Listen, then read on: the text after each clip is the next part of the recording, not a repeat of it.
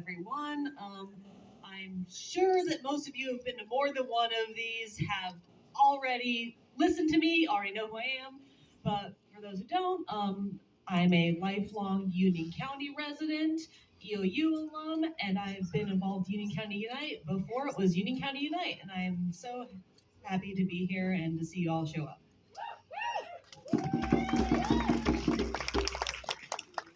We've only begun our second year of existence as Union County Unite, but I still think this is a good time to start looking forward to our future as a group, as a community, as neighbors, and as individuals.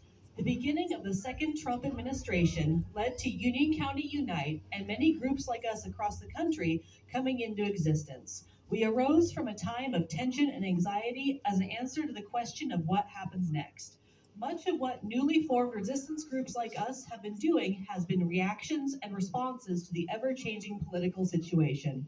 In times like these, it's hard to imagine orienting ourselves toward the future beyond this regime.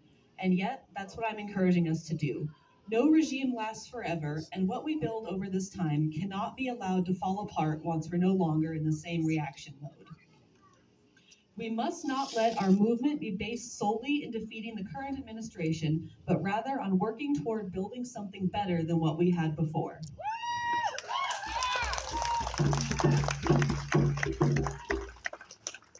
We can't just have someone else in the White House and be done with it. As long as corporate money holds sway over politics, our tax dollars are used to kill civilians overseas while people in America go hungry. Billionaires and corporations pay little or no taxes. The cost of living keeps rising while wages stay stagnant.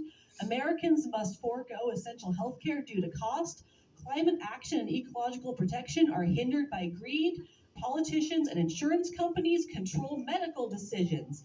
Immigrants are subjected to inhumane conditions in detention centers, and tech and media companies skew the information and ideas that we are shown to further their own agendas and deepen division. We do not have liberty and justice for all. Everything that I just listed and more was already happening before this administration. It happened under Democratic leadership.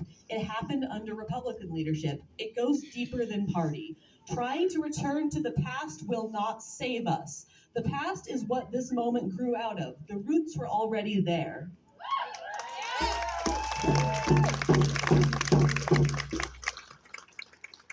The first vital step forward is to elect the best candidates that we can on national, state, and local levels. Then we must follow that up with accountability. No matter the party, the gender, the race, the personality, the conduct, or the office they hold, anyone in a high position of power should be scrutinized, held accountable, and pushed to do better. We cannot turn a blind eye to actions from one leader that we would not accept from another.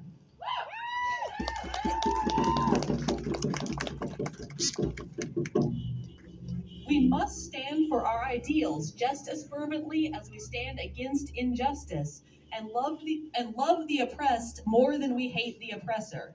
If we do not, we can easily slip back into permitting injustice as long as it goes back to being easier to ignore or when it is perpetuated by people on our side. There is a place for outrage, but it alone is not what will carry us through in the long term, on an organizational or individual level. Hope and outrage can and should exist together.